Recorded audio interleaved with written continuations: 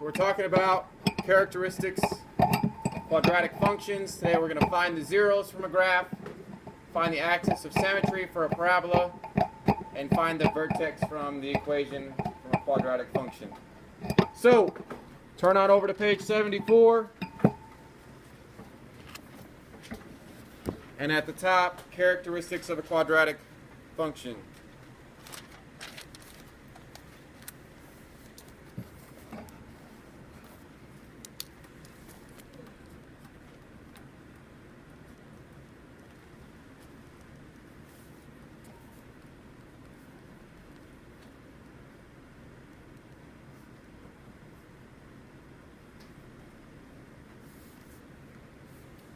Characteristics of quadratic functions.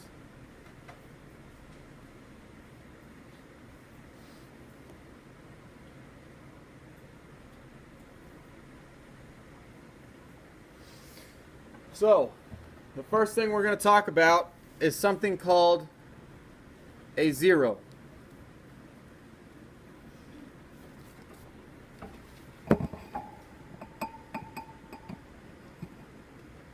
So a zero essentially is the x-intercepts.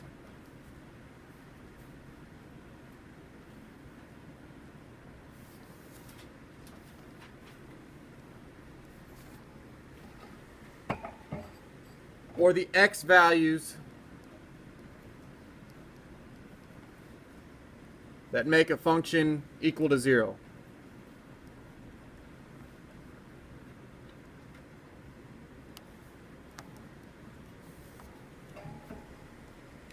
So zeros are the x-intercepts. That's the most simple way to identify them on a graph. From an equation, it's the values, the x values that make the function equal to zero.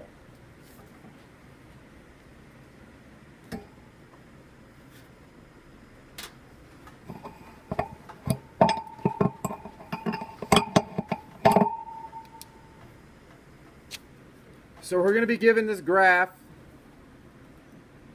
of y equals x squared minus x minus 2. That's just the equation of this graph. And now we're going to find its zero. So we're going to be given this graph.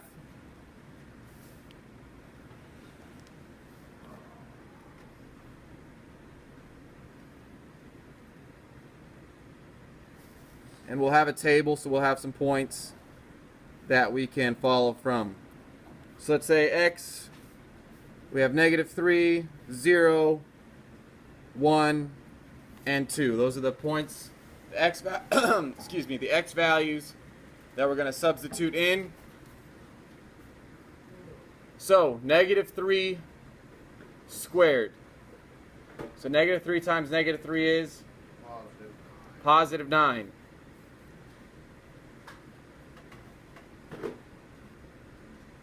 And then 9 plus a negative, or minus a -3. 12.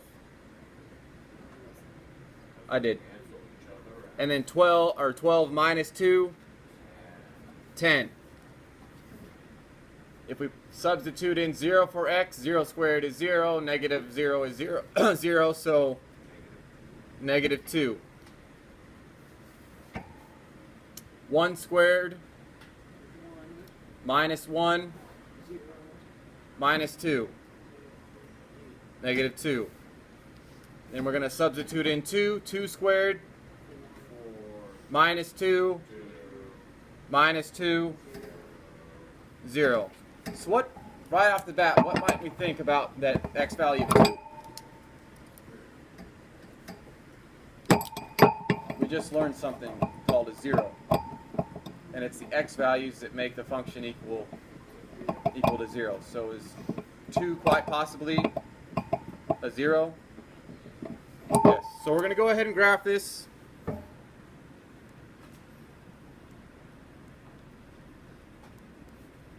So we have -310.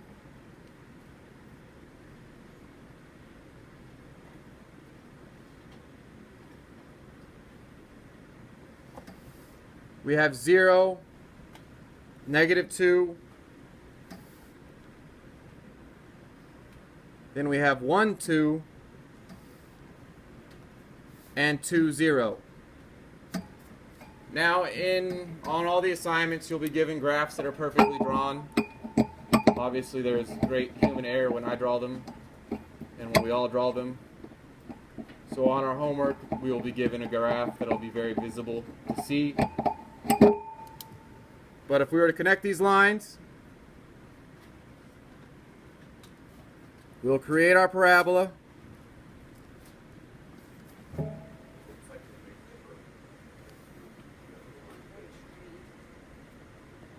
I can see how you see that.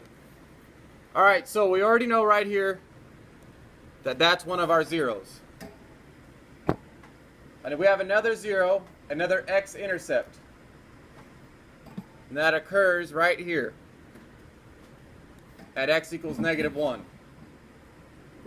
So our zeros for this function are at x equals -1 and x equals 2.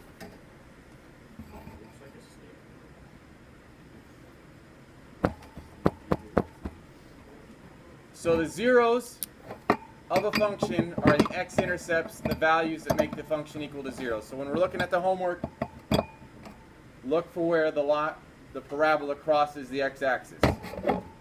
And those are where we're going to find our zeros.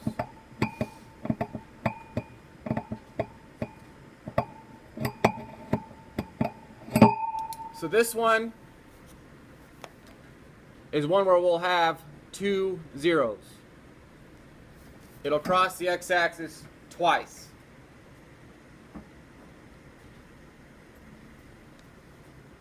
Now we're going to have one where there's only 1 zero.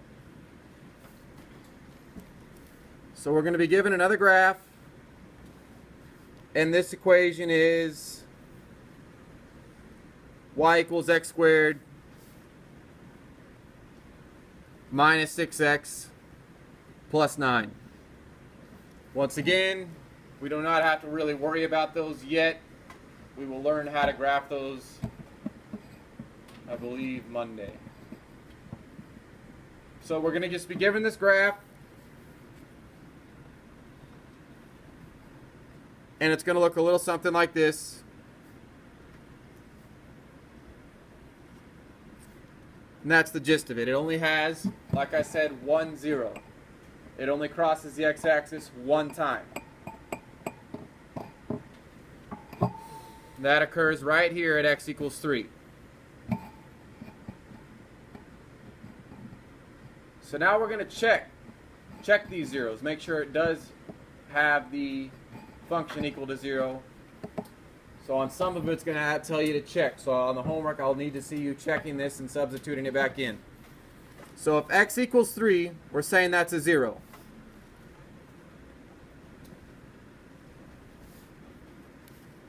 We're going to substitute x, or 3 in for x. So 3 squared minus 6 times 3 plus 9. So we have y equals, 3 squared is 9. 6 times 3 is 18 plus 9. 9 minus 18 plus 9, does that equal 0? Yeah. So that checks. So that will have a 0 at x equals 3.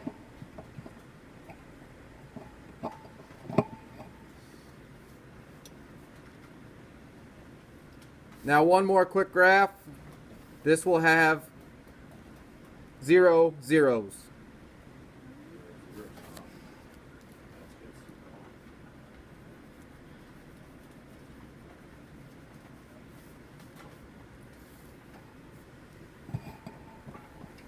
This one does not have a specific equation.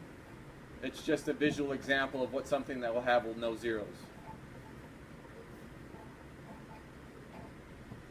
So those are the types of zero. Those are the 3 options we can have for zeros. You can have 2 zeros, 1 0, or no zeros. Can you have 3 zeros in a parabola? What do you think? Why not? There's only two curves coming from the vertex. So, now we're going to talk about something called the axis of symmetry. So the axis of symmetry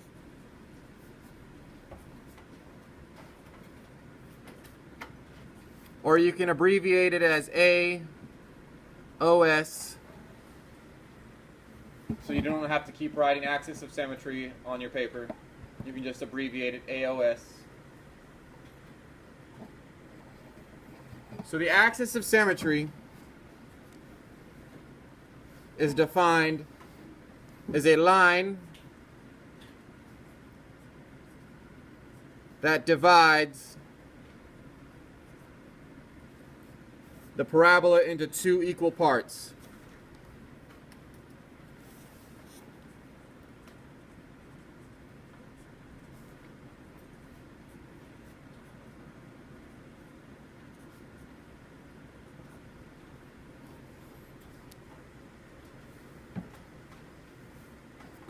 So if it divides into two equal parts, what might it just happen to pass through?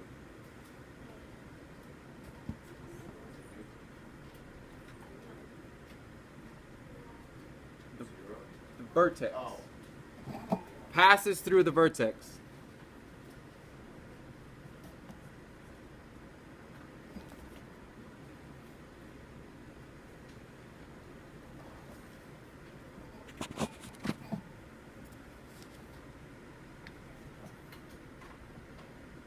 So if we go up and look at some of our other graphs, we have a vertex right here, we have a vertex right here, and a vertex right there. So the axis of symmetry is this dotted line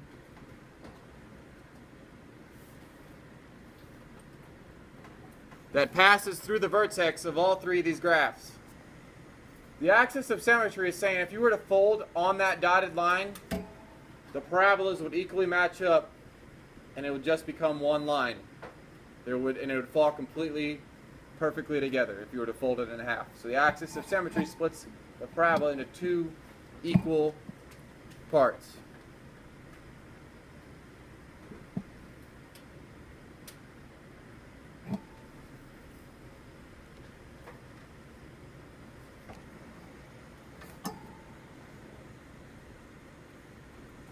So, a way to find a vertex, we have a formula. The vertex formula is that x equals negative b over 2a. This will help us find the axis of symmetry. It'll also help us find the vertex if we were just given an equation. So we have the vertex of x equals negative b all over 2a. That's our x value. What's b? So remember, if we recall, that a quadratic function is in the form of ax squared plus bx plus c. That's how we define a quadratic function. That's the formula, that's the base formula we can have. Remember, a can't be 0, b and c could be 0. But a can never be 0 because then it is not a quadratic. Does that ring a bell from whenever we did this last? So to be quadratic, a cannot be 0. It has to have a value other than 0, and there has to be an x squared term in the quadratic function. In the function for it to be quadratic. So let's say we were given an equation and we're asked to find the vertex, where we were given y equals 6x squared plus 3x plus 4. So we were given this equation, y equals 6x squared plus 3x plus 4. And we're asked to find the vertex. And we were not given a graph, so we can't just say, oh, hey, it's right there. That's the vertex. We need to use what we just found, the vertex formula. That the x value at the vertex will be negative b all over 2a. So what is our negative b in this case?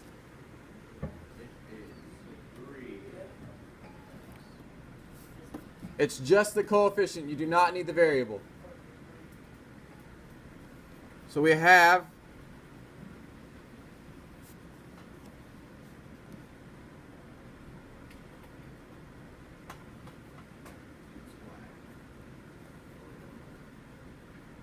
did it lag for a second? Okay. So our x is going to be equal to negative b all over 2a. What's our a? So 2 times 6 is 12. Can we simplify negative 3/12?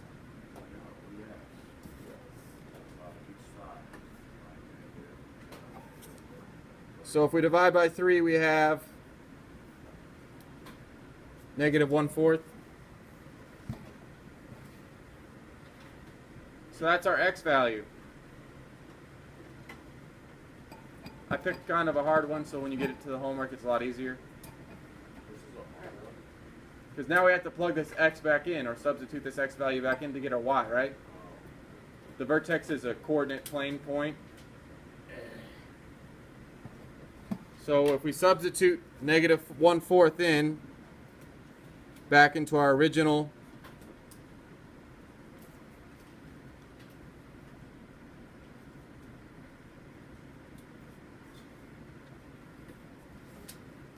that's what we get.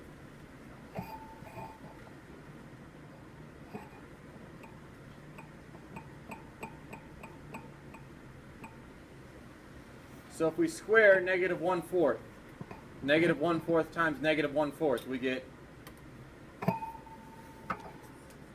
1/16 times 6. And then we are going to subtract 3/4 and add 4.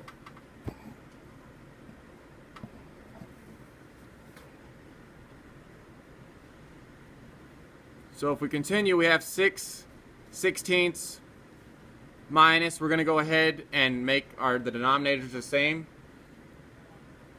So if we had 3/4 and multiply it by 4/4, we have negative 12/16.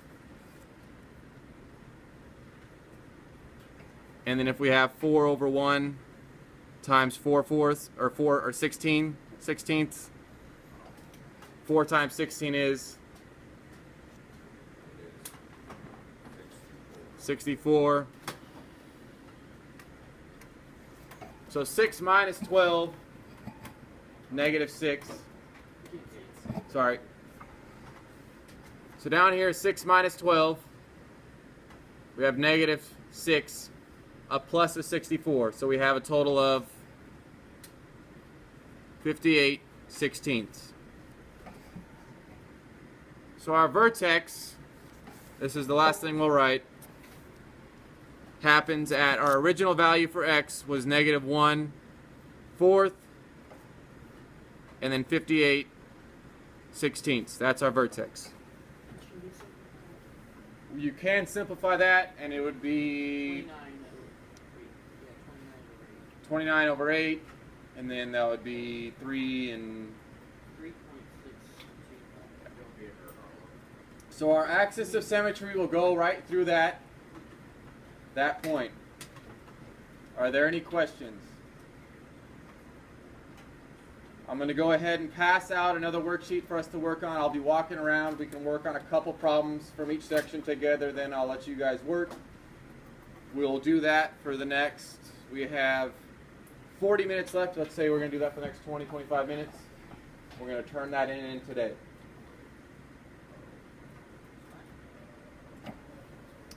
And then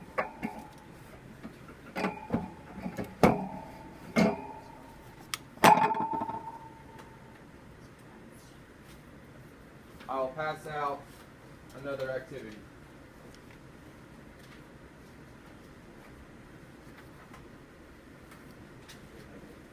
Yeah. What do you call foolish man that follows his shoes?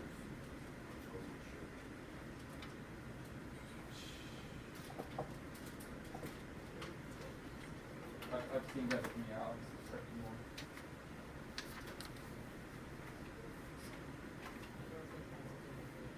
I know.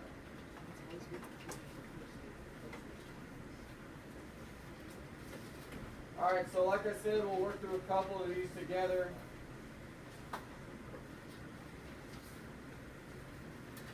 And then I'll give you probably 25 minutes to work on this in class.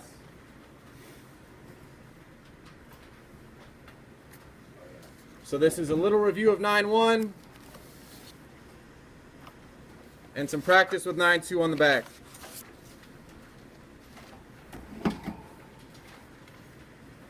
So if we're looking at this, you can keep your notes out if you want for a frame of reference.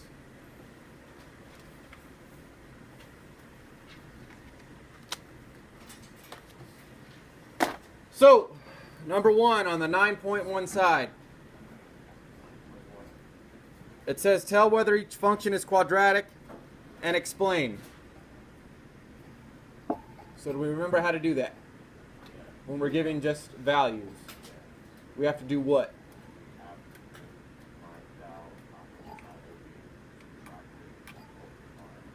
You have to find the second difference. So if we were to make a t-table for this, we have a 0 and a 6. Then we have a 1 and a 12. And then we have a 2 and a 20. And then a 3 and a 30. So, what's the first difference between 6 and 12? 6. 12 and 20. 20 and 30. Between 6 and 10? 8 and 2, or 8 and 10? So is it quadratic? Yes. Second difference, same.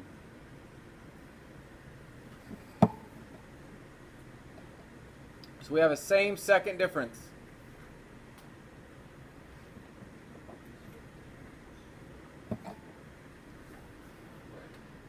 What about number 2? We have to solve for y. Right off the bat, can we say yes or no? No, why? Because there's no x squared. An x squared. It's not special.